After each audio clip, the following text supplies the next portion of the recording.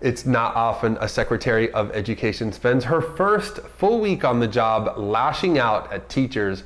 Then again, not much of the current administration is business as usual.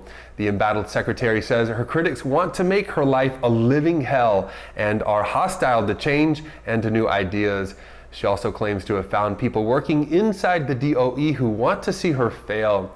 Her first school visit as education secretary was blocked by protesters, and she had to sneak in through a side door. She later said during an interview of the school's teachers, they're waiting to be told what to do, and that's not going to bring success to an individual child. It's certainly true that the education policy changes of the past 15 years have taken away autonomy from teachers, as many of them have been forced to use scripted curricula and spend a lot of time preparing students for high-stakes standardized tests.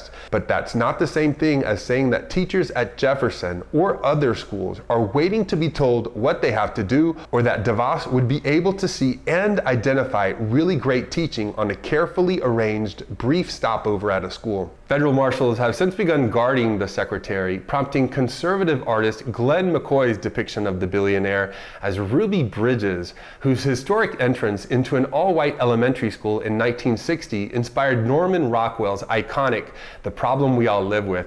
The Twitterverse wasted no time pointing out the irony and comparing a white woman of privilege who attended private school to a poor black child in segregated New Orleans. Equating DeVos, a well-connected billionaire who paid her way into the cabinet, with the heroic Ruby Bridges is ignorant and offensive. Ruby Bridges' likeness and story is untouchable. DeVos is an agent of power who chose to hold this position. She faces protest, not persecution. It's not DeVos' billionaire status that has education activists all riled up, nor her complete lack of experience in the classroom.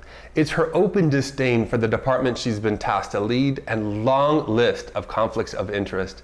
During an interview on Friday, when asked whether the Department of Education should be eliminated, she replied, "It would be fine with me to have myself worked out of a job, but I'm not sure that there will be a champion movement in Congress to do that."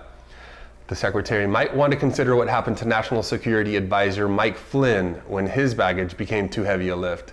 If you found the information in this video helpful, go ahead and share it with a friend, and don't forget to click on the subscribe button so you can find us again next week.